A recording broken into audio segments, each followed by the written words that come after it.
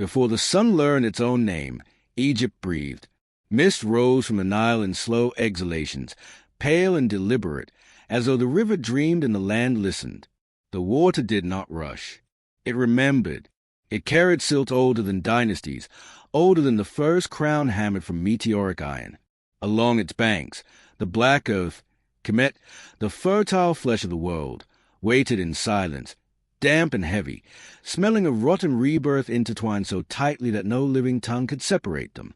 Torches burned along the temple avenues, their flames shivering against limestone pylons carved with gods who had never been merciful. In the half-light before dawn, those carvings seemed to breathe. Jackal-headed Anubis leaned forward from the stone. Horus's eyes caught fire and released it. Isis spread her wings endlessly, sheltering nothing and everything at once. Shadows slid between columns like quiet witnesses, stretching and recoiling as priests pass, their sandals whispering against stone worn smooth by centuries of ritual repetition. This was the hour when Egypt was most itself, neither night nor day, neither asleep nor fully awake. This was when the land remembered why it existed.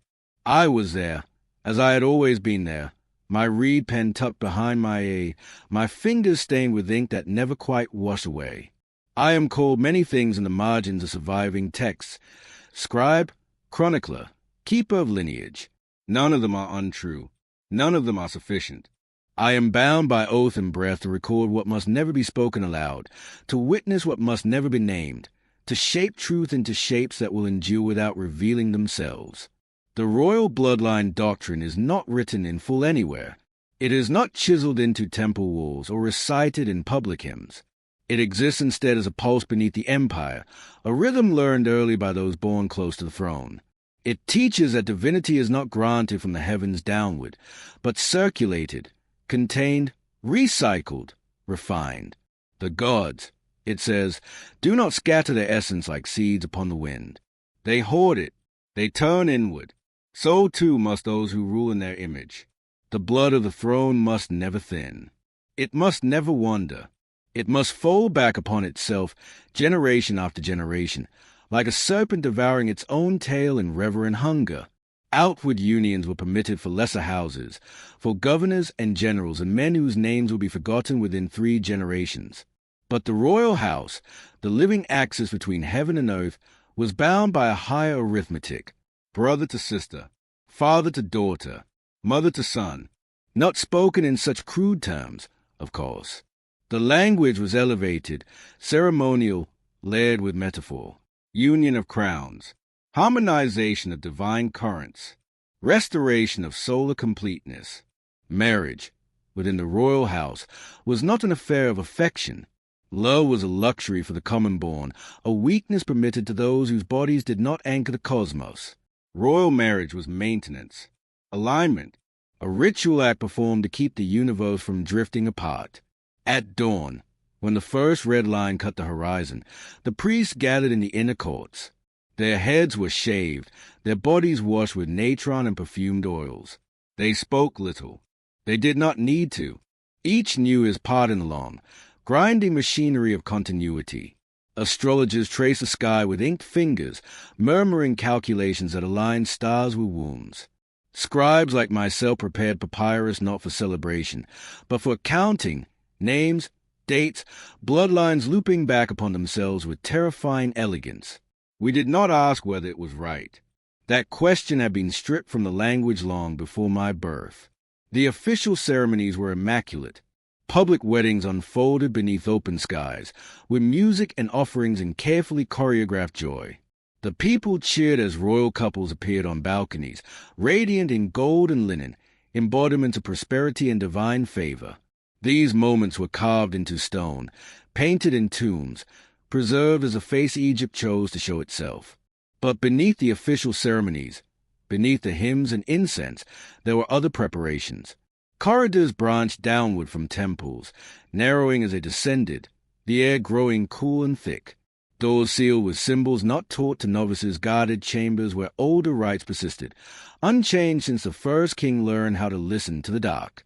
It was there that marriage completed itself, not as spectacle, but as invocation. I have copied fragments of those rites, carefully obscured, my hand steady even as my breath slowed. The language is older than the pyramids, its grammar twisted in ways that make the mind hesitate. It speaks not of union, but of sealing, not of bodies, but of vessels.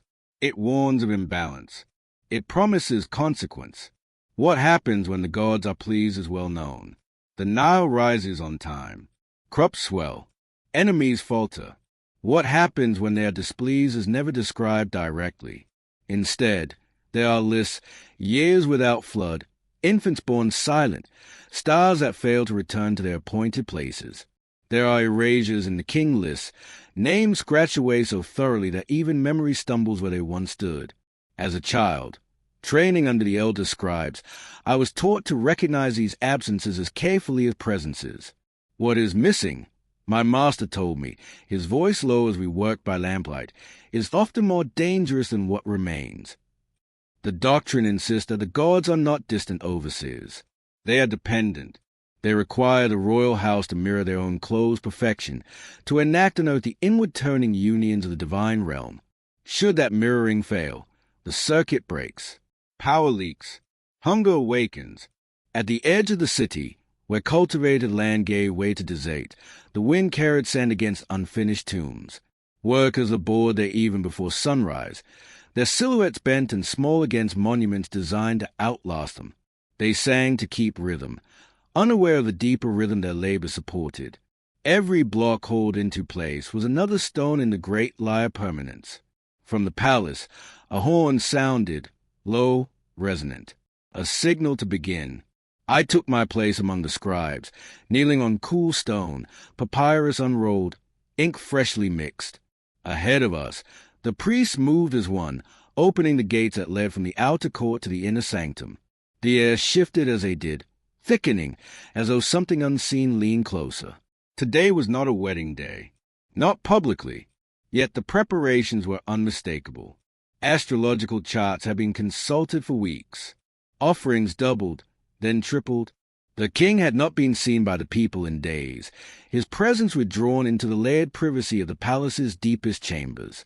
Whispers circulated, carefully restrained, among those permitted to whisper. The black land was waking, and with it, something else. I felt it in my chest, a pressure behind the ribs, neither pain nor fear but an awareness sharpened to discomfort. The same feeling had come before other significant unions, before births that required entire paragraphs of euphemism to describe. It was a sensation of standing too close to a great engine and realizing it had been running long before you noticed it. As the sun finally breached the horizon, light spilled across the temple facade, igniting gold leaf and polished stone. The gods emerged from shadow into brilliance, serene and implacable. To the untrained eye, this was triumph, order reasserting itself, chaos held at bay by ritual repetition. But I knew better. I had read too many older texts, handled papyri whose edges crumbled at my touch, their warnings preserved only because no one had understood them well enough to fear them. I had seen the marginal notes of scribes long dead, their careful hand betraying tremors where they dared to annotate the doctrine too closely. Divinity, the doctrine taught, must circulate inward.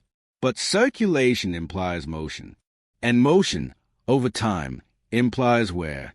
The Nile continued to breathe. The temples held their silence. The machinery of marriage prepared to turn once more, indifferent to the cost. I dipped my pen into ink and began to write, recording what could be recorded, omitting what must remain hidden. Above us, the gods watched with patient eyes, neither kind nor cruel, only attentive. The black land had awakened, and it would demand to be fed. The myths say the gods were never lonely. They were complete, folded inward upon themselves like closed fists of light. Before men learned to measure generations, before temples rose from mud and sweat, the gods learned the art of self-containment. Atom emerged from the primeval waters alone, and from that solitude he fashioned multiplicity without ever truly dividing. Shu and Tefnut issued from him, not as departures but as extensions, breath and moisture drawn from the same divine core. When they returned to him, myth says, the world exhaled in relief. Order was preserved because nothing essential had been allowed to escape. These stories were taught to children of the court as lullabies and lessons intertwined. They learned early that divinity did not scatter itself recklessly. It circled. It returned. It knew the danger of dilution. Ra himself, the blazing heart of the sky, was said to add aspects of his own radiance, turning the sun's gaze inward so that creation did not fracture beneath its intensity. Isis and Osiris, siblings entwined in deathless myth, ruled not because they loved, but because they reflected the god's most sacred principle: power must recognize itself in the mirror of its own blood. Such myths were not metaphors. They were instructions. The Pharaoh stood at the center of these stories as their living punctuation. He was not merely descended from the gods. He was their hinge, the place where myth bent into flesh. His body was a threshold. His veins carried not just blood, but alignment. When he breathed, the gods inhaled with him. When he bled, they tasted it. This was why his unions mattered beyond all others. To the people, the Pharaoh's marriage was a celebration of abundance. Relief showed him and his queen offering flowers to the gods, their faces serene, their proportions idealized into eternal youth. Festivals marked these unions with feasting and music, and the city wore garlands as if marriage itself were a harvest. But the marriage chambers told a different story. They were not bedrooms. They were structures of intention, carved according to proportions calculated by priest-architects whose mathematics bordered on prayer. Walls angled inward at barely perceptible degrees, guiding sound, breath, and attention toward the center. Floors inlaid with patterns that echoed the paths of stars, their intersections marking places where bodies would stand, kneel, or lie, not for comfort, but for precision. No cushions were placed for ease. No tapestries softened the stone. The chambers were stripped of indulgence, devoted instead to function. They were instruments, and those who entered them were notes struck to sustain the cosmic chord. I have walked those chambers when they were empty, my footsteps swallowed by geometry. Even unoccupied, they pressed upon the senses. The air felt weighted, as if previous rites had left residues too subtle to name but too persistent to ignore. The walls bore no overt images, only abstract carvings that drew the eye inward, encouraging a narrowing of thought, a surrender of personal identity. Here, marriage was not consummated. It was enacted. The doctrine described bloodlines as geometry rather than genealogy. Lines curved back upon themselves. Angles closed. Triangles repeated across generations, each union a careful adjustment to maintain symmetry. Deviations were corrected in subsequent marriages. Cousins folded back toward siblings, nieces toward uncles, until the pattern stabilized once more. The scribal records reflected this obsession. Names repeated with slight variations, titles stacking upon titles as if repetition itself could guarantee endurance. To trace a royal lineage was to follow a labyrinth that always returned to its center. Outsiders entered rarely, and when they did, their blood was quickly absorbed, dissolved, rendered indistinct by the density of what surrounded it. Publicly, this complexity was hidden behind simplicity. The people saw a king and a queen, crowned and resplendent. They did not see the calculations that preceded the announcement, the night spent beneath open skies as astrologers tracked conjunctions and retrogrades, determining when the heavens would tolerate another inward turn. Nor did they see the aftermath. In the private halls of the palace, where only trusted servants and scribes moved, the signs accumulated quietly.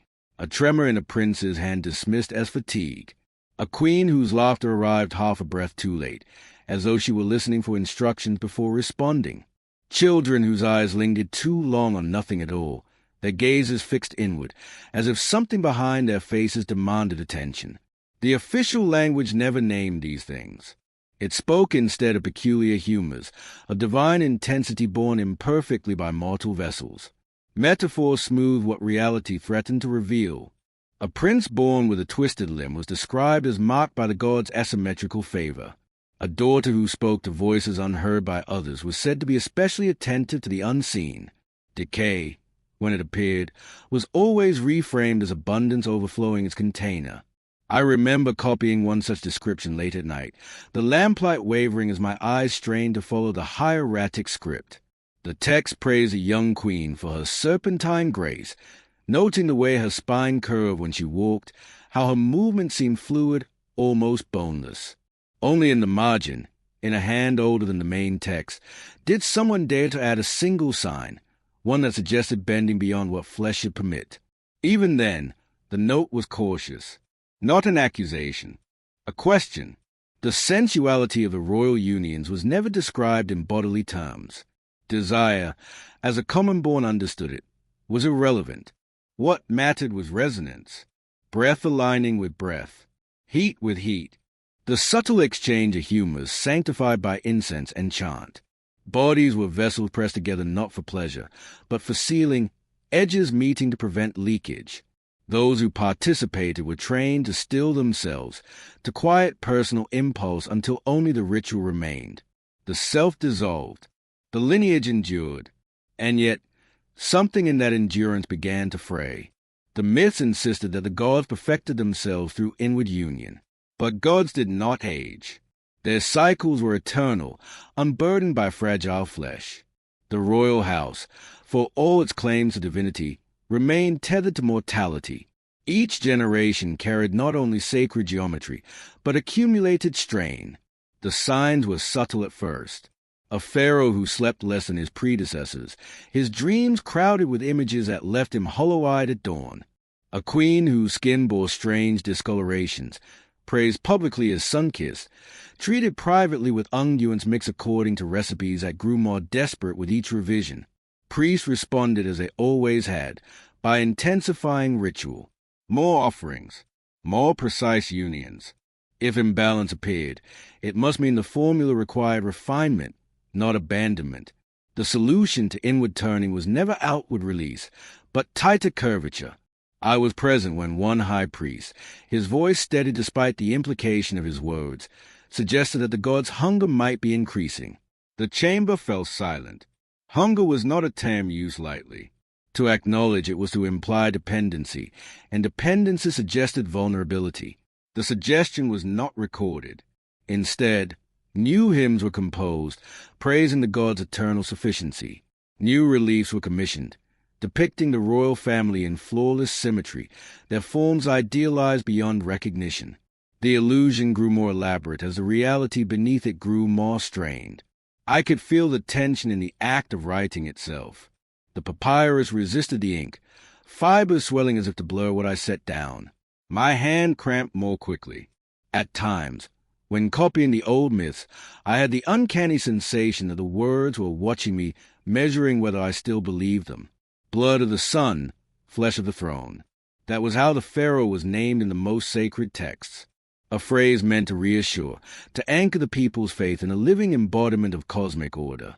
Yet blood, even sacred blood, carries memory.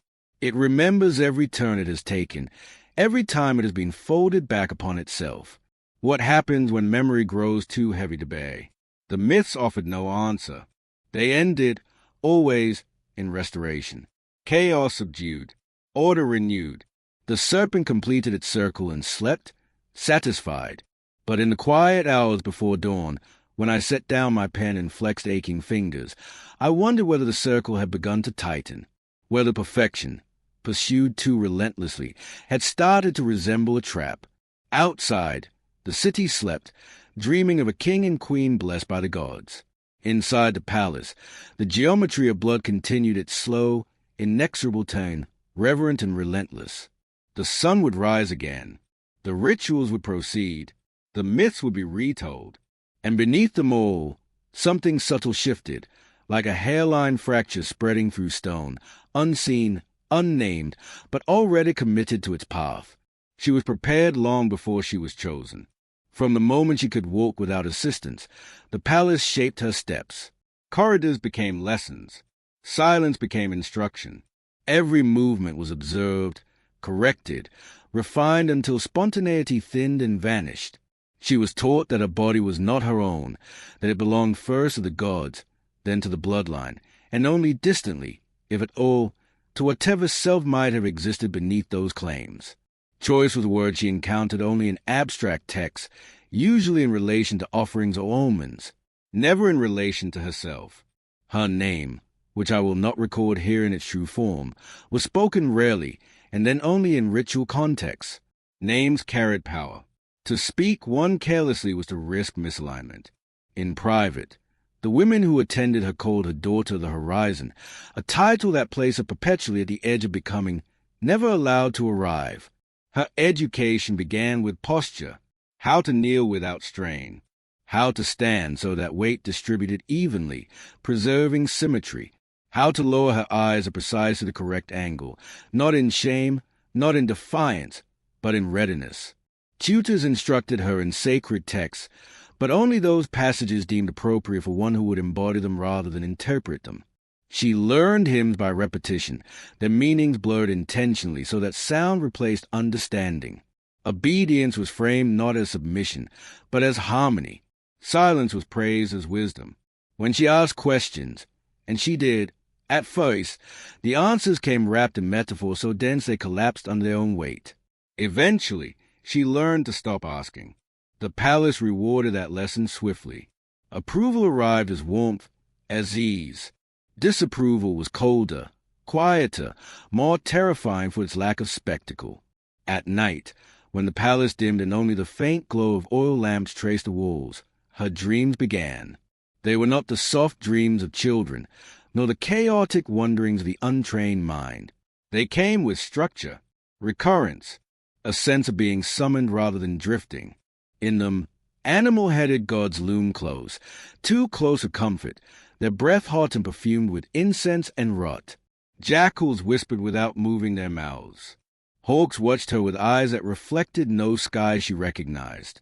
Sometimes they called her by titles she had never been taught. Sometimes they did not speak at all, but pressed instructions directly into her thoughts, commands that lingered upon waking like after-images burned into the mind. She learned to receive these dreams without reaction, to acknowledge without resisting. Resistance, she sensed, would only sharpen their attention. The priest assured her that such dreams were a blessing, evidence of favor, evidence that she was already opening herself to currents she would one day be required to carry. They did not ask what the gods said. They assumed it aligned with doctrine. By the time she bled for the first time, the palace responded not with concern, but with ceremony. The event was recorded, dated, cross-referenced with star charts. From that moment, her body was no longer merely potential. It was active, engaged, counted. She was kept apart from others of her age. Companionship was considered a distraction. Instead, she spent long hours alone in chambers whose walls curved inward, subtly echoing sound back toward its source. In those rooms, she learned the texture of her own breathing, the way silence could feel crowded. When the decision was made, when astrologers nodded and priests conferred in murmurs, she was informed without preamble. The announcement came as a statement of fact, delivered by a high priest whose voice carried neither warmth nor threat. She was to be married, not to a stranger, never to a stranger. The bloodline doctrine did not permit such recklessness. The name spoken was familiar, its sound already entangled with haze and the genealogies she had memorized. She felt no shock, only a tightening, as though something within her had been bracing for this moment all along. The days that followed unfolded with ritual inevitability, baths infused with oils whose scents lingered too long, fasting calibrated to align her body's rhythms with those of the ceremony, instructions delivered carefully, always emphasizing what must be surrendered rather than what would be gained. On the night of the marriage, she was led not to a bedchamber, but to one of the inner sanctums. The architecture pressed close, walls narrowing her awareness, ceiling lowering her breath. Torches burned with a steady, unnatural stillness, their flames barely flickering despite the movement of air. She understood then, with a clarity that felt like cold water poured over the spine, that this was not a joining. It was an offering. The priest spoke words she had heard before, but never in this order. The hymns overlapped, weaving a soundscape that dissolved the edges of time. She was positioned precisely, her body aligned with carvings beneath her feet, her shadow falling where it was intended to fall. When she closed her eyes, the darkness behind them seemed deeper than usual, as though it had thickness. She focused on stillness, as she had been taught, on dissolving the self, on becoming a passage rather than a presence. There was no pain worth naming, No pleasure either. Those were distractions of the common body. What she felt instead was a draining, a sensation of something ancient drawing close, not touching, but pressing inward through layers of ritual and flesh. She sensed a tension, vast, patient, impersonal. The gods did not look at her. They looked through her. When it was done, she was neither exhausted nor fulfilled. She was emptied. In the days that followed, the palace celebrated. Public appearances were staged. Reliefs commissioned. Her face appeared beside the king's in idealized form, her body smoothed into perfection by artisans who had never been permitted to see her up close. Privately, she changed. She slept less. When she did sleep, the dreams intensified. The animal-headed gods no longer whispered. They assumed she already knew. Instead, she dreamed of mouths opening beneath the earth, of a dynasty's blood flowing downward through stone channels into spaces that had no bottom. She began to notice things others did not. How the priest's chants seemed to feed something unseen, their voices thinning as a ritual progressed. How the air in certain chambers felt recently disturbed, as though something large had passed through moments before. How the king's presence flickered at times, his gaze unfocused, his words delayed, as if he were listening to instructions no one else could hear. The belief she had been given, that these unions sustained order, began to show fissures. Not enough to shatter it, just enough to let doubt breathe. She wondered, carefully, whether the gods were maintaining the dynasty, or consuming it. The thought terrified her not because it was blasphemous, but because it felt accurate. She did not speak this doubt aloud. Silence had been carved too deeply into her. Instead, it manifested in small hesitations, a pause before kneeling, a breath held too long before responding. The priests noticed. They always noticed. Additional rites were prescribed. More offerings. More alignment. The attention pressed closer. In her reflection, polished bronze held by trembling servants, she sometimes thought she saw subtle distortions. Her features unchanged, yet carrying an unfamiliar tension, as though something beneath the skin were adjusting itself to a new purpose. She touched her face often, grounding herself in sensation, reminding herself that she was still present. But presence felt increasingly irrelevant. She had been raised for union, not choice, for function, not fulfillment.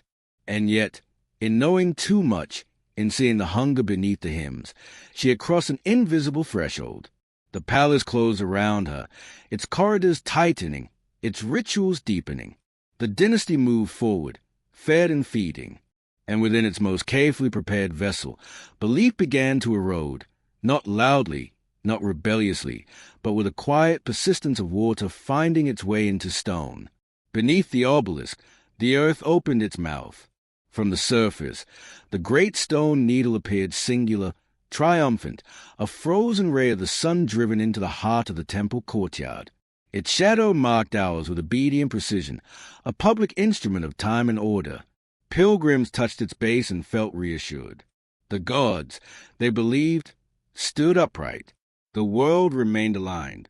What they did not know, what they were never meant to know, was that the obelisk did not merely rise. It descended. Far below the polished stone and echoing halls, beneath layers of foundation laid deliberately thick, there existed another temple. Older, narrower, carved not to be admired, but to be endured. Its entrance was sealed by mechanisms that responded only to ritual sequence, tones sung in precise intervals, hands placed upon stone at exact moments dictated by star positions far above. I have been there. I did not go willingly the first time. No one ever does. The summons arrived without explanation, my name written in a hand so formal it seemed to erase individuality. I followed priests whose faces were concealed behind linen masks, their eye-holes dark, their mouths hidden so that the words they spoke sounded disembodied, unmoored from flesh. The descent was gradual but relentless. Steps worn smooth by centuries spiraled downward, the air cooling with each turn. Torches burned with an unnatural steadiness, their flames fed by oils compounded in secret, producing a smoke that clung to the skin and blurred the edges of perception. With every breath, my thoughts slowed, thickened, as though moving through honey. By the time we reached the sanctuary, the concept of surface had lost meaning. The chamber opened wider than expected, a cavern shaped with deliberate asymmetry. Its ceiling arched low in places, pressing down, then receded abruptly, creating pockets of vertiginous space. The walls were inscribed not with figures, but with patterns, interlocking curves and angles that refused to settle into familiarity. To look at them too long was to feel watched. This was where the true marriages occurred. The public ceremonies above were echoes, pale imitations designed to reassure the city.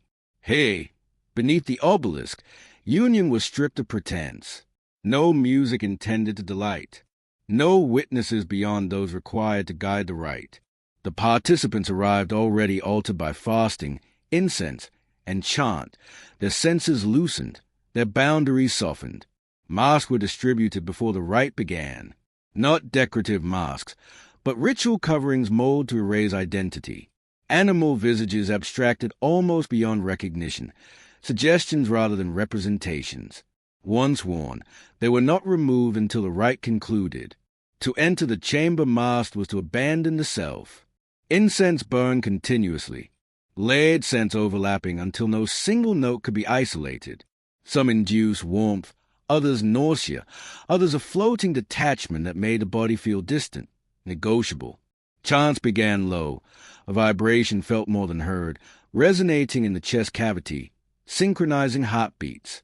Time did not behave properly there. At first, I thought this was metaphor, an exaggeration born of fear.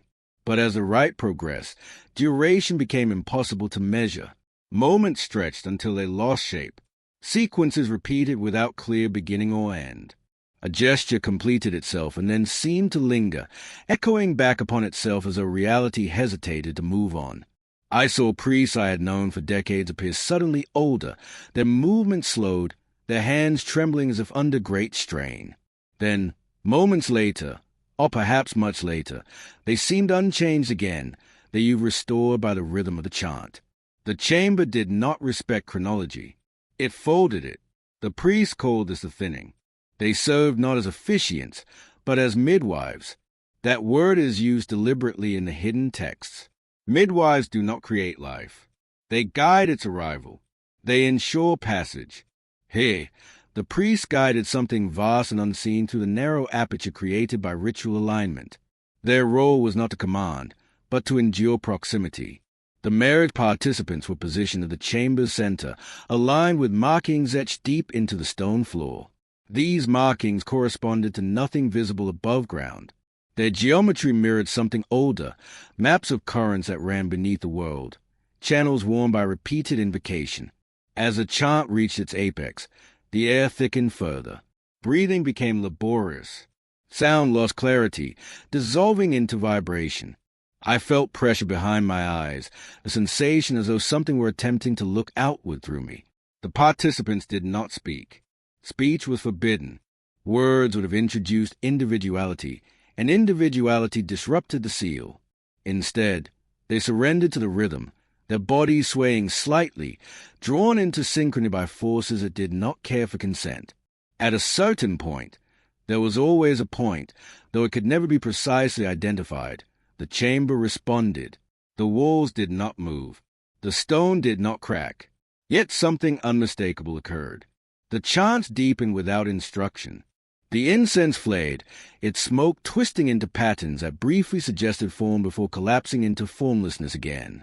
The temperature shifted sharply, plunging and then rising, as though something vast had exhaled.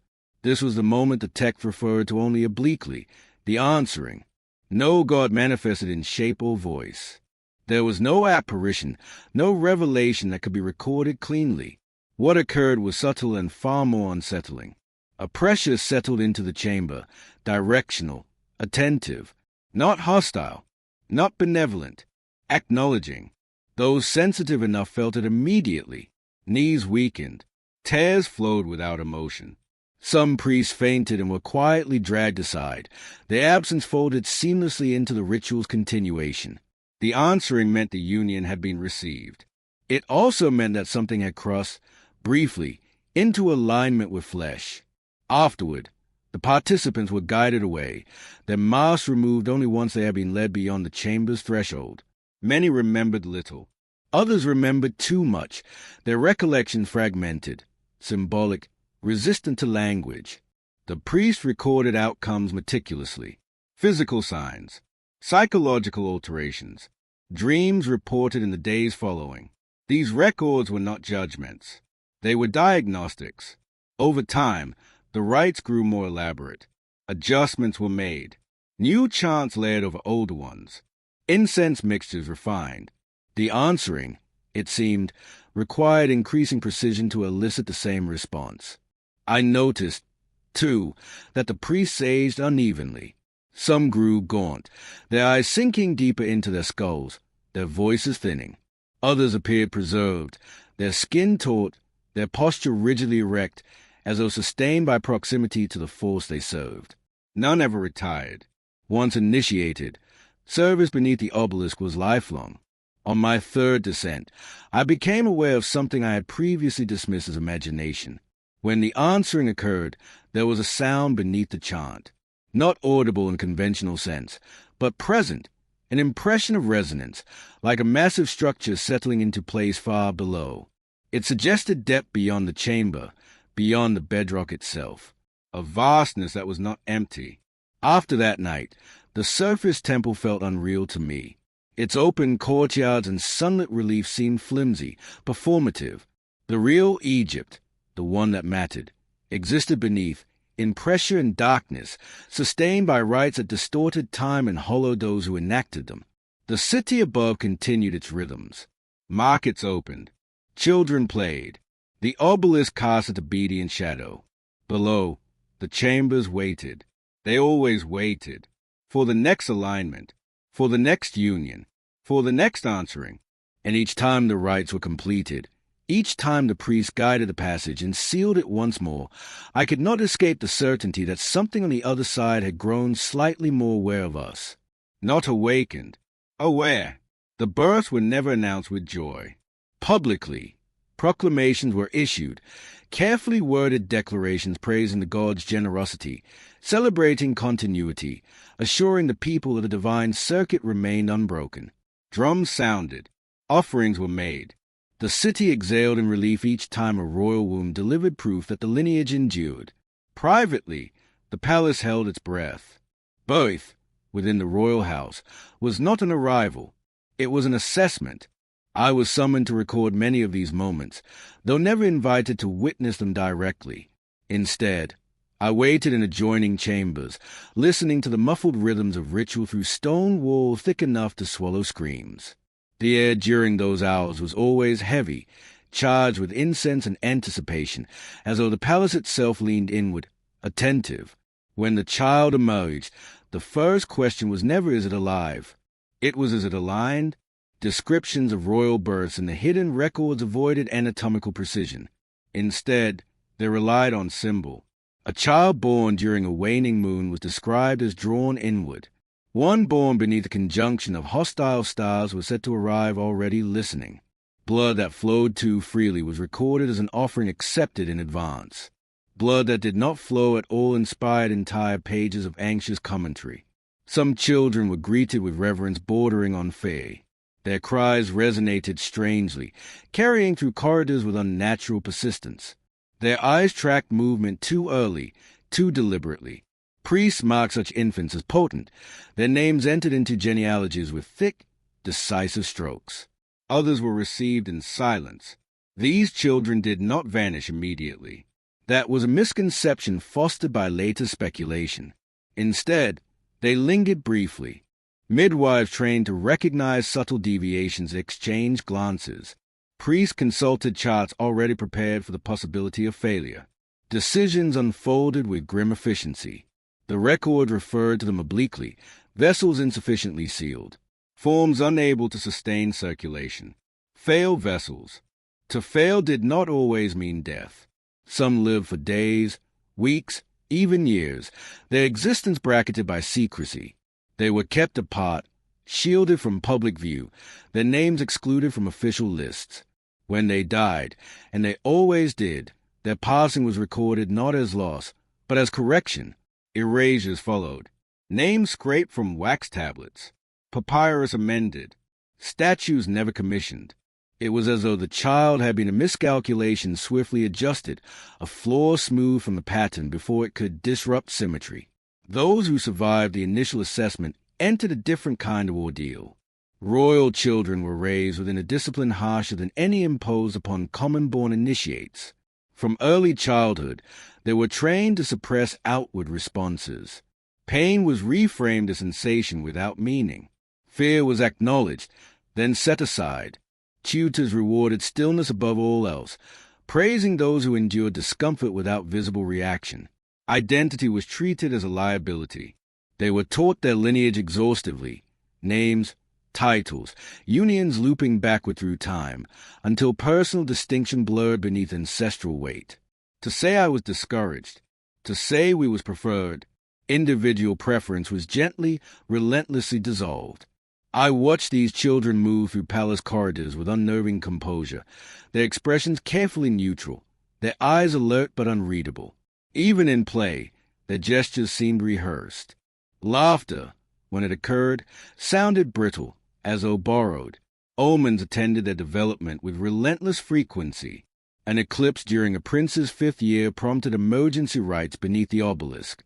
A comet that failed to return as predicted coincided with a princess's sudden illness, her body weakening inexplicably while priests debated whether her alignment had shifted.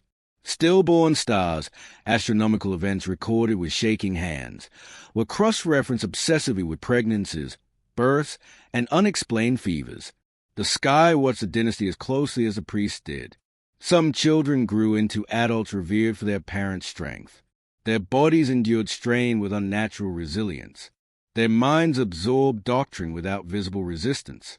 These heirs were celebrated quietly, their existence reassuring proof that the right still worked. Yet even among them, subtle fractures appeared. A favored son who never slept more than an hour at a time. A daughter whose reflection distressed her, though no flaw could be seen.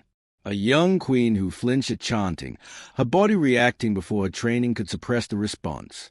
The cost accumulated, generation after generation, invisible to the public, meticulously documented by those sworn to silence. I recall one record in particular, written in a hand unsteady with age. It described a child born during a rare celestial convergence, hailed initially as a triumph. The text praised the infant's calm, the way it did not cry even when pricked to test vitality.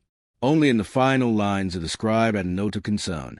The child does not react to absence. What absence meant was not explained. The dynasty continued because it had to. The doctrine did not permit cessation.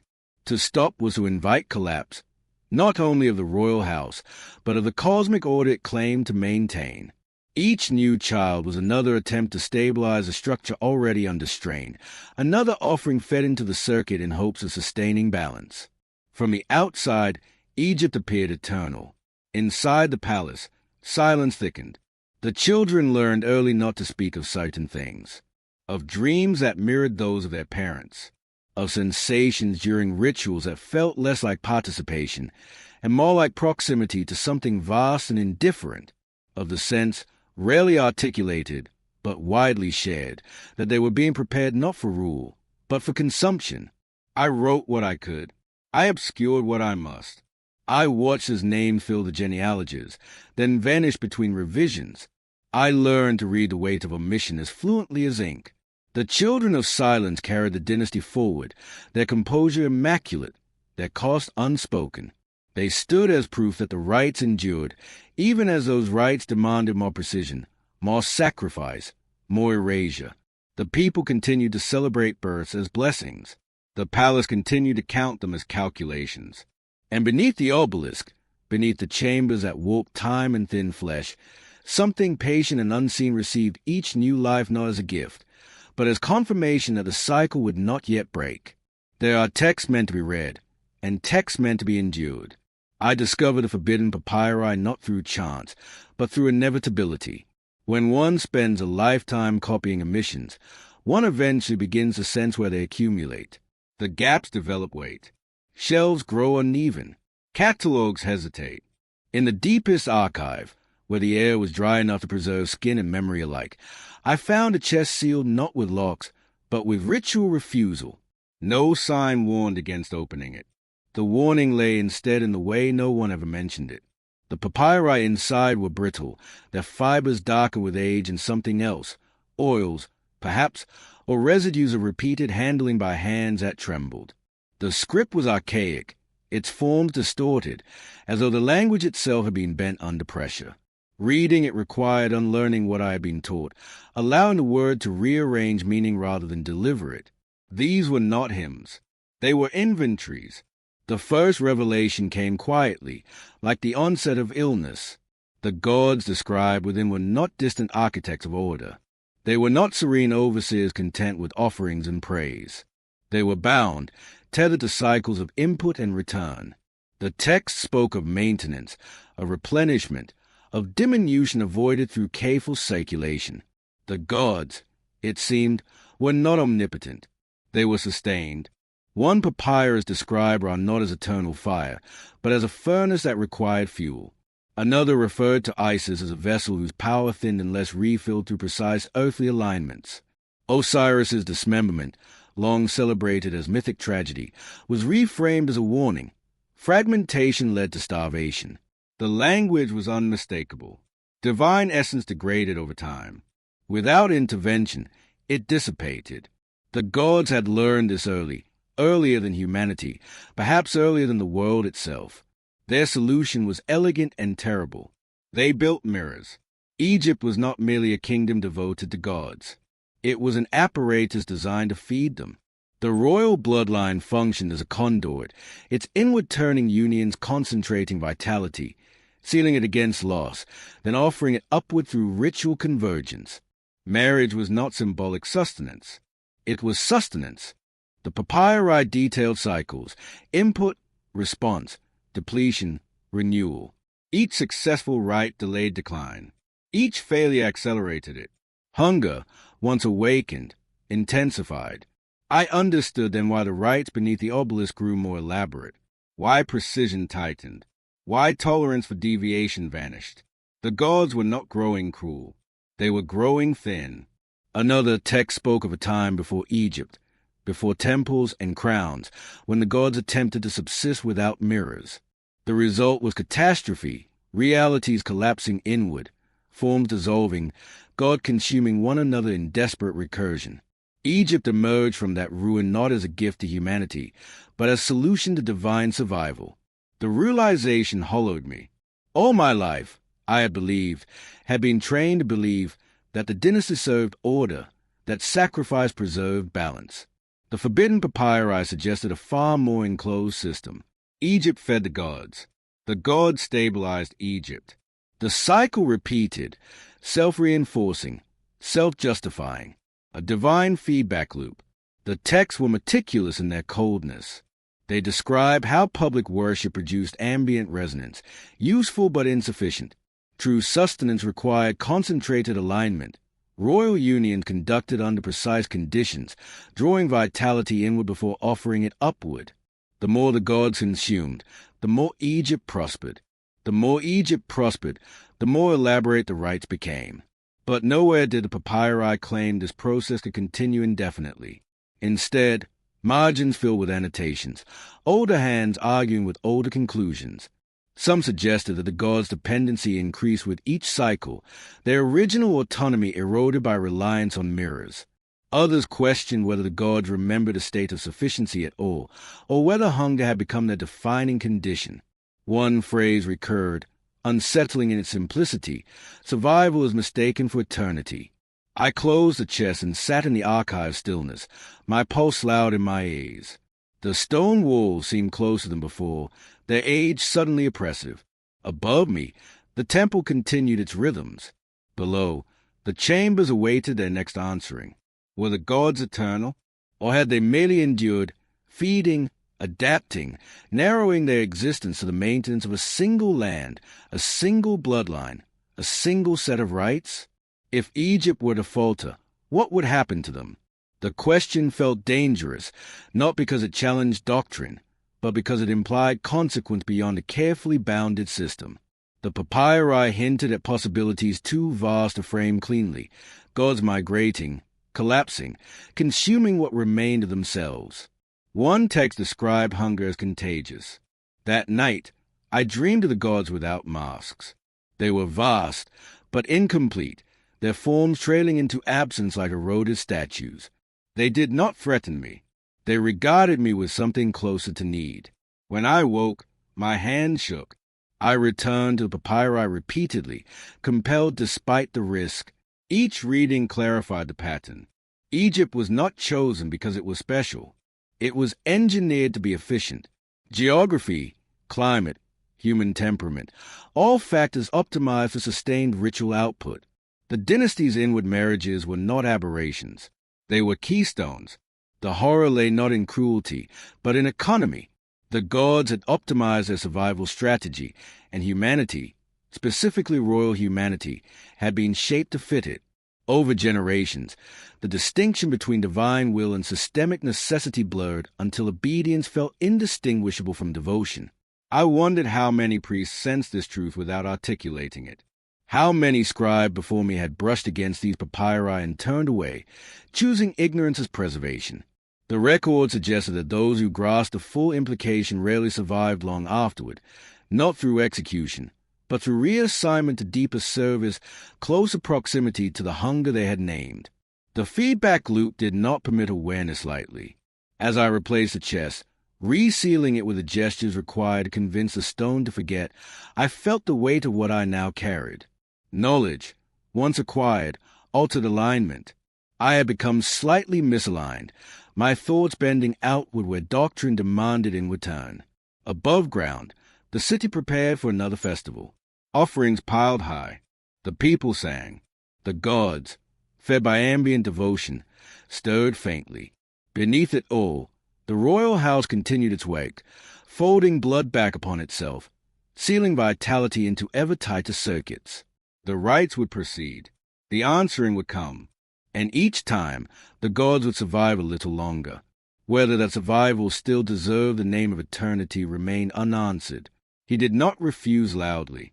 There was no proclamation, no dramatic severing of ritual cords before the assembled court. Refusal, in a system as old and self-correcting as Egypt's, could not announce itself without being crushed immediately.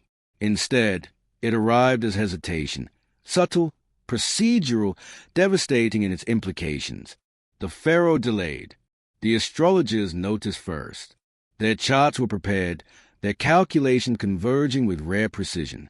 The heavens offered a narrow window for alignment, a marriage point refined through weeks of observation. When the hour arrived, messengers were sent. When they returned, their faces were carefully blank. The king required more time. At first, the priests interpreted this as strain. The burden of the crown weighed heavily. Such pauses were not unheard of. They adjusted the chants, recalculated margins. Time, after all, could bend slightly without breaking. But the delay lengthened. Days passed. Then more. The window narrowed. The sky continued its motion, indifferent to human hesitation. The priests grew uneasy. They began to whisper among themselves, voices low, movements clipped. The scribes amended schedules, scratching out dates with hands that pressed too hard against wax. The Pharaoh withdrew from public view. This alone unsettled the city. The ruler was meant to be visible, a constant axis around which the populace oriented itself. Absence suggested misalignment. Rumors spread, not of rebellion, but of imbalance. The people sensed it instinctively, like animals sensing pressure changes before a storm. The Nile responded first. Its rise came late, then uneven. The waterline crept upward reluctantly, stalling at unfamiliar thresholds. Fields closest to the banks flooded unpredictably, while those farther out remained stubbornly dry. Farmers complained in careful tones, offering prayers that carried more anxiety than devotion. The priests assured them it would correct itself. It did not. Crops yellowed prematurely. Grain heads filled unevenly, some swollen and rotting, others thin and brittle. The wind carried dust earlier than it should have, scouring exposed earth with abrasive persistence. Birds altered their migratory paths, gathering in unusual numbers along temple roofs, their cries sharp and incessant. These signs were not catastrophic, but they were wrong. Above ground, the political machinery began to stutter. Governors sent increasingly urgent reports. Border garrisons requested additional supplies. Trade slowed as caravans hesitated, wary of investing in a land whose rhythms no longer felt reliable. Below ground, panic set in. The priests convened in chambers usually reserved for sealed deliberations. Voices rose, then fell. Accusations were implied, never spoken. Rituals were intensified without authorization, their schedules overlapping, their chants bleeding into one another. Incense burned constantly, thickening the air in temples until visitors complained of dizziness and nausea. The answering did not come. Rites performed beneath the obelisk yielded only silence, no pressure shift, no resonance settling. The chamber felt hollow, unresponsive. Some priests wept openly afterward, their composure cracking under the strain of proximity without acknowledgement. The conclusion, when it crystallized, was unavoidable. The Pharaoh had refused to complete the cycle. Not permanently, perhaps, not openly, but enough. Enough to interrupt circulation. Enough to starve the system momentarily. In a structure dependent on uninterrupted flow, even a pause was catastrophic. The priests framed his hesitation as sacrilege. They did not call it courage. They did not speak of conscience. Those concepts had no place here. What the Pharaoh had done, was disrupting maintenance, allowing leakage, inviting hunger. Privately, I learned fragments of his reasoning. He had read too much, asked too many questions. He had seen the children of silence grow into adults marked by exhaustion and vacancy. He had attended rites where the answering felt increasingly ravenous. He had begun to suspect that continuation was not preservation, but escalation. He did not seek to dismantle the system. He sought to pause it. That was enough to doom him. The unrest accelerated. Protests flared in distant gnomes, framed as disputes over water allocation, but fueled by deeper unease. A minor rebellion ignited along a trade route, swiftly suppressed but widely noted. Each disturbance was interpreted as confirmation. Imbalance bred chaos. The priests presented their case to the court with ritual gravity. The gods were displeased. The signs were unambiguous. The Pharaoh's hesitation endangered not only Egypt, but existence itself. To refuse alignment was to invite collapse. The king listened in silence. When he spoke, his voice was steady. He did not deny the signs. He did not argue theology. He asked only one question, one I will never forget, though I am forbidden to record it verbatim. It concerned hunger. The room chilled. That night, the Nile receded slightly, as though exhaling. The moon rose distorted through thin cloud, its edges blurred. Dogs howled without provocation. In the palace, servants moved with frantic quiet, avoiding eye contact, sensing that the axis had shifted. The priests acted. They did not depose the Pharaoh openly. That would have risked fracture. Instead, they applied pressure, ritual, political, personal. Advisors withdrew. Loyal officials were reassigned. The king's isolation deepened. His access to certain chambers was quietly restricted. Rites were performed without him. This was unprecedented and dangerous. The royal presence was central to alignment. Without it, the rites became strained, compensatory, requiring greater intensity to achieve diminishing effects. The priests pushed harder. The chamber beneath the obelisk throbbed with overuse, its air oppressive, its geometry taut. The cost became visible. Priests collapsed during chants. One died in the sanctuary, his body aging decades and moments before settling into stillness. A queen fell ill, her condition deteriorating rapidly despite exhaustive ritual intervention. Children born during this period were overwhelmingly classified as failed vessels, their brief lives bracketed by omens too dire to ignore. The message was clear. Resistance carried consequences. The Pharaoh watched as his land faltered, his refusal reframed as a cause of suffering. He bore it without spectacle. That, perhaps, was his final defiance, not the act itself, but the refusal to dramatize it. When he finally yielded, when he agreed to proceed with the prescribed union, it was not framed as capitulation, but as restoration. The court rejoiced. The priests wept with relief. The city celebrated, eager to believe the crisis resolved. But something had shifted irreversibly. The marriage was performed with unprecedented intensity, the rites compressed into a narrow window, the chants frantic in their precision. The answering came, violent, overwhelming, leaving the chamber reeling. The Nile surged soon after, flooding fields with brutal generosity. Crops rebounded unevenly. The sky stabilized. Order reasserted itself. Yet the cost lingered. The pharaoh aged rapidly. His posture stooped. His eyes dulled. Within a year, he was dead, officially of exhaustion, unofficially of proximity. His refusal had not saved him. It had only sharpened the system's response. The lesson was absorbed deeply by those who followed. Defiance was not impossible. It was unsustainable. The dynasty endured. The rites continued. The hunger was fed, and the memory of the pharaoh who hesitated, who attempted, briefly, to interrupt the circuit, was preserved only in coded margins and uneasy dreams, his defiance recast not as heroism, but as a warning etched into the machinery of survival. They called it restoration. In the official proclamations, carved swiftly and distributed widely, the union was named the Great Harmonization, a phrase designed to calm, to suggest that what followed was merely an amplification of tradition. Yet among those of us who understood the deeper mechanics, who had watched the cycle strain and tighten, it was known by another name, spoken only in the inner chambers and never written in full. Completion. The most elaborate royal union ever attempted required the participation of nearly every order of Egypt's sacred machinery. Astrologers mapped the heavens weeks in advance, tracing convergences so rare they required recalibration of existing models. Stars long considered decorative suddenly mattered again, their movements reinterpreted through recovered formulae that had not been tested in generations. The sky itself seemed to cooperate reluctantly. On the night appointed, the horizon burned with unfamiliar color. Constellations crowded closer together, their usual separations narrowed, as though the heavens were being compressed. Even the untrained felt it, an awareness like pressure behind the eyes, a sense that the world was leaning inward. Participation was mandatory. Temples across the land synchronized their rites, chants rising simultaneously from hundreds of sanctuaries, their vibrations traveling through stone and earth, converging beneath the obelisk like tributaries feeding a single abyss. The people fasted, prayed, sang.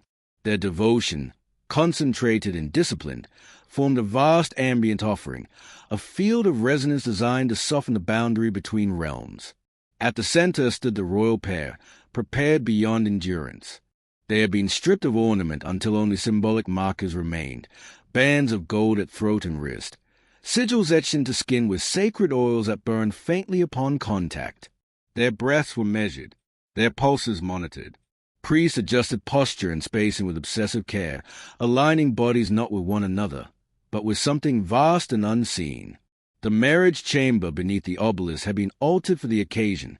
Additional carvings cut deep into the stone floor intersected older patterns, creating a geometry so dense it seemed to vibrate. New channels were opened, their purpose unstated, their depths unknown.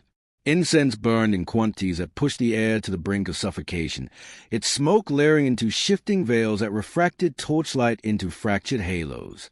Masks were not used this time. Identity, the priest decided, must remain partially intact. Total erasure risked collapse. Instead, the participants were instructed to hold themselves lightly, to allow selfhood to thin without vanishing entirely. This balance was crucial. Too much presence disrupted alignment. Too little invited uncontrolled passage. The chants began. They were not melodic. They were engineered. Each syllable struck the chamber like a tool, shaping pressure, guiding flow. Voices overlapped deliberately, male and female registers interlacing until distinction dissolved. Breath became communal, rising and falling in synchronized waves that blurred individual effort into collective exertion. Sensuality, in this context, had nothing to do with pleasure. It manifested as proximity, heat shared between bodies standing too close for comfort. As breath exchanged, inhalation and exhalation no longer clearly owned. As blood drawn in ritual measure, its warmth acknowledged not as pain, but as currency. Voice cracked under sustained vibration, surrendering control to resonance. Power moved through sensation, not desire. As the celestial alignment reached its apex, the chamber responded violently. The geometry beneath our feet pulsed, a low-frequency tremor that rattled teeth and loosened thought. The air thickened further, pressing against lungs, forcing breath shallow and rapid. Some participants retched quietly, their distress absorbed into the chant without interruption. Time fractured, moments looped. A priest's raised hand lingered impossibly long before completing its descent. A torch flared, extinguished, then flared again without being relit. I felt myself drifting, my awareness pulled outward, then snapped back with disorienting force. The chamber no longer felt enclosed. It felt vast, its boundaries stretched thin. This was a threshold. The answering did not arrive gently. It surged. Pressure slammed into the chamber from all directions, compressing bodies inward. Sound dropped out abruptly, replaced by a deafening absence that made the skull ache. In that silence, something vast shifted its attention fully toward us. The boundary between gods and humans blurred, not through manifestation, but through proximity. It felt as though the chamber itself had become a membrane, translucent and trembling. I sensed presence everywhere at once, not localized, not personal. Vastness pressed close enough to distort perception. Some screamed, others laughed. A few collapsed, their bodies seizing as overloaded by current. The royal pair remained upright, their training held, their bodies, refined through generations of inward turning, sustained alignment under pressure that would have shattered others. Breath tore from their lungs in ragged synchrony. Blood seeped from ritual markings, glowing briefly before disappearing into the carved channels beneath their feet. Reality bent. For an instant that might have been an eternity, I saw beyond the chamber. Not a vision, not imagery, but comprehension stripped of narrative. I understood the gods not as figures, but as processes, vast systems organized around continuation. Hunger was not emotion. It was function, awareness without compassion, need without malice. And that hunger was being fed. Something ancient stirred fully awake, not rising, not descending, but focusing. The attention that had brushed against us in previous rites now settled with terrible clarity. The gods did not speak. They did not need to. Their satisfaction manifested as stabilization, pressure easing, vibration subsiding, time reasserting its forward motion with jarring abruptness. Sound returned all at once. The chants collapsed into gasps and sobs. The incense thinned slightly, enough to permit fuller breaths. Bodies slumped where they stood, drained but intact. The chamber bore new cracks, not structural, but perceptual. It felt altered, its geometry subtly reconfigured by the passage it had hosted. Above ground, the sky erupted. Witnesses lay to describe stars flaring briefly brighter, then resettling into familiar patterns. The moon's edge sharpened. Winds shifted direction with startling suddenness. Across Egypt, people fell to their knees without understanding why, overcome by or terror or relief. The apocalypse passed without spectacle. There was no destruction, no collapse, no divine proclamation. The world did not end. It stabilized. That, perhaps, was the most horrifying aspect. The system had absorbed unprecedented strain and adjusted. The gods, fed deeply, receded into their vast maintenance, satisfied for now. The feedback loop tightened further, its efficiency refined by crisis. When the chamber finally emptied, those who could walk were escorted away in silence. The royal pair were taken separately, their conditions assessed privately. The priest remained behind, cataloging outcomes with shaking hands, their faces pale with exhaustion and something like reverence edged with fear. I stayed long enough to feel the afterimage of presence fade. The stone beneath my palm felt warm, as though retaining heat from a body too large to comprehend. I understood then that what we had enacted was not merely a rite, but an escalation, a declaration, not of rebellion or devotion, but of capacity. We had proven how much could be given without breaking.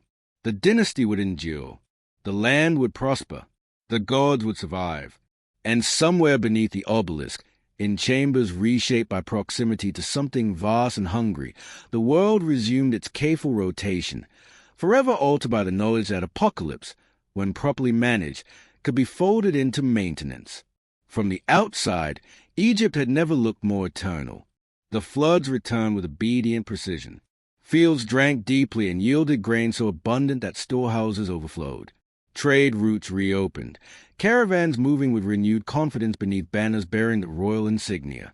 Reliefs commissioned after the great harmonization depicted the dynasty in flawless continuity, faces serene, bodies unmarked, the god hovering above in postures of approval so familiar they dull the eye. The people believed they had witnessed restoration. Festivals multiplied. Gold flowed freely into temples, hammered into new skin for old statues.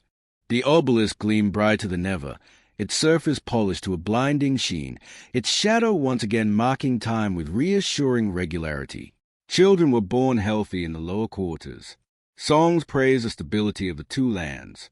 History, as it was being written for public consumption, declared triumph. Inside the palace, everything was hollow.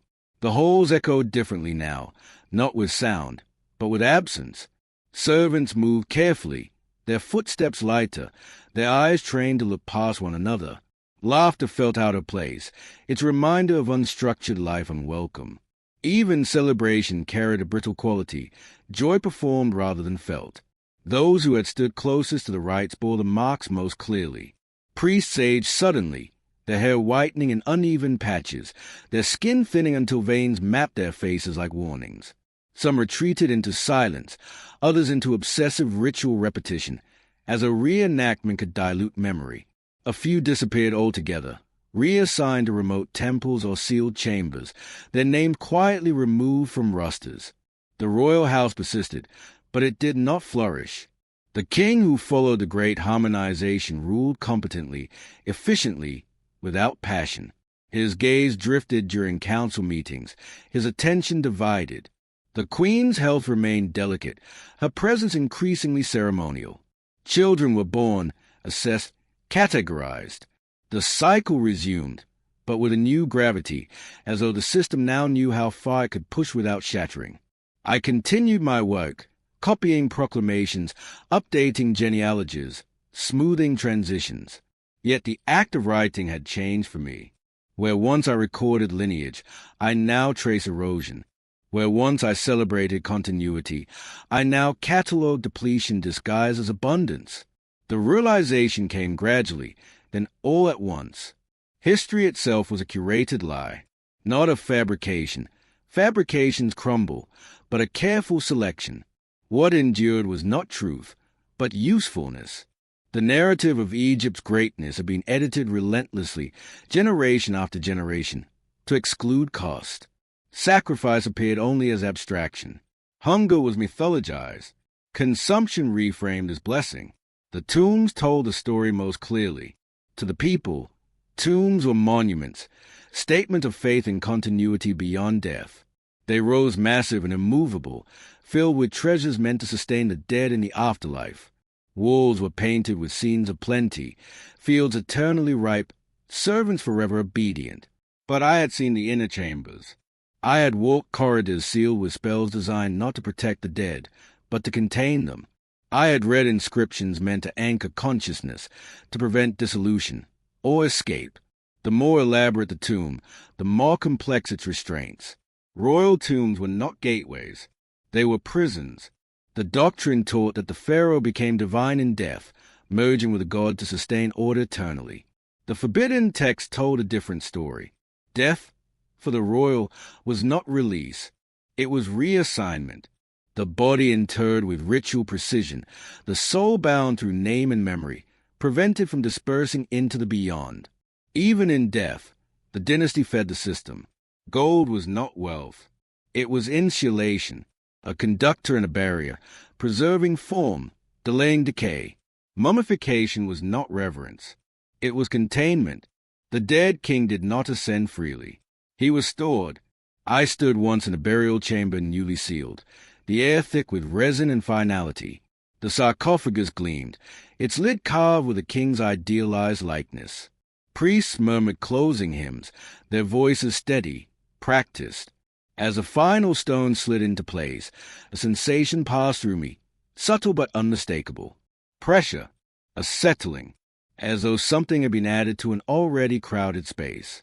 Egypt's greatness, I understood then, was not built upon conquest or wisdom alone. It was built upon prolonged sacrifice, not the dramatic sacrifice of blood spilled openly, but the quiet sacrifice of narrowing possibility. Generation after generation folded inward, their lives shaped to sustain something vast and unseen. The land prospered because it was optimized for offering. Stability was purchased through containment. Eternity was simulated through maintenance. The gods did not rule Egypt. Egypt sustained the gods. And the people, believing themselves beneficiaries of divine favor, lived within a structure that required their unknowing participation. Their prayers contributed ambient resonance. Their festivals reinforced alignment. Their acceptance allowed the lie to endure. I was complicit. Every word I had written, every omission I had preserved, had reinforced a narrative. Even now, as I shaped these thoughts in private, I knew they could never be released intact. To do so would destabilize the very system they described. Truth, in this context, was not liberating. It was corrosive. The dynasty appeared triumphant because triumph was necessary. Collapse was not an option the system could permit. When strain emerged, the response was always intensification, never reconsideration. The great harmonization had proven the model's capacity for escalation. That knowledge lingered, both reassuring and terrifying. I walked the city at dusk, watching the sun sink behind temple pylons. The light caught gold surfaces everywhere, statues, doorframes, jewelry worn by citizens eager to display prosperity. The glow was breathtaking. It was also blinding. In shadowed alleys, I saw priests with hollow eyes slip past unnoticed. I saw children of the royal house, now grown, moving with disciplined grace, their expressions unreadable.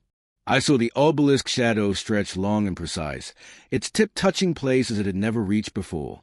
The people slept peacefully that night, confident in their world's permanence. I lay awake, listening to the city breathe, feeling the weight of stone and story pressed down from all sides. I understood now that Egypt did not fear endings. It feared interruption.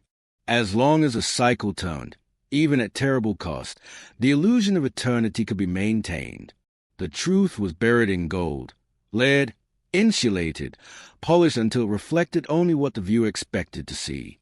Tombs rose, names endured, the gods survived, and beneath the monuments, beneath the hymns and histories, the machinery of sacrifice continued its slow, careful work, grinding life into continuity, preserving order at the expense of everything that might have been allowed to end.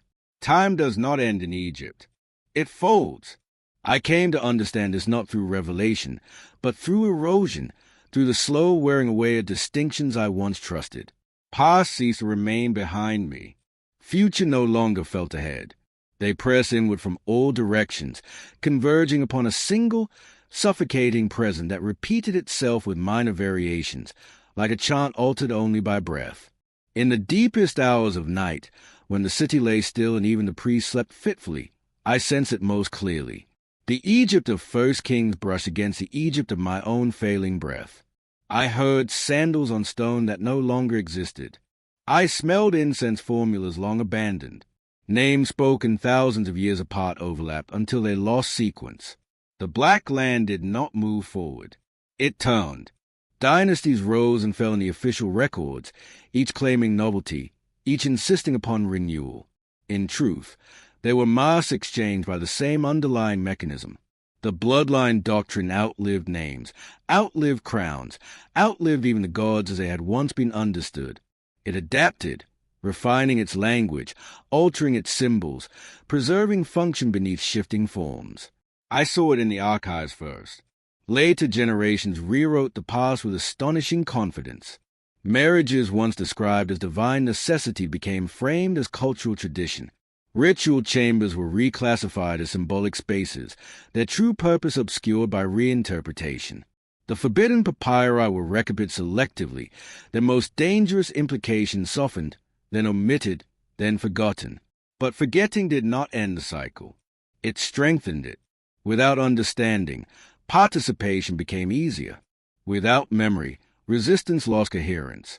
The system no longer required belief, only continuation. As my own body aged, I began to feel myself slipping between eras. Sometimes, while copying newer texts, my hand would revert to older forms without conscious intent. At other times, I caught myself writing names that had not yet been born, their shapes pressing insistently against the page. The obelisk shadow no longer behaved consistently. On certain days, it stretched too far, touching walls built centuries after its erection. On others, it seemed shortened, as though recoiling from something beneath the earth. The priest noticed but did not comment.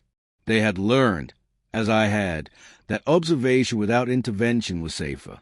The cycle continued beyond dynasties. When one royal house collapsed, through invasion, famine, or internal fracture, another rose to take its place, adopting the necessary structures with remarkable speed. Bloodlines adjusted. Unions reconfigured. The inward turn persisted, justified through revised mythologies tailored to new gods with familiar appetites. The gods themselves changed names. Their forms softened, then sharpened again. Animal heads gave way to abstract principles. Later still, even those principles thinned, replaced by ideas of destiny, of progress, of inevitability. Hunger, however, remained constant. I began to sense modern echoes, subtle, easy to dismiss. New capitals built along old currents. Ceremonies renamed, their participants insisting upon choice while unconsciously reenacting alignment. Power consolidating within closed circles, bloodlines folding inward under the language of preservation. Structures erected that mirrored temples in function if not form. Marriage, still, was invoked as stabilization. Not love, not union of souls. Maintenance. The symbols changed, but the geometry endured. I dreamed, near the end, of the marriage chamber beneath the obelisk. It appeared as it always had. Stone walls sweating incense residue, carving vibrating faintly with stored intention. Yet it also appeared transformed. The carvings were smoother, their edges worn down by repetition. The chamber felt smaller, more compressed, as though the world above had grown heavier. I stood at its center alone.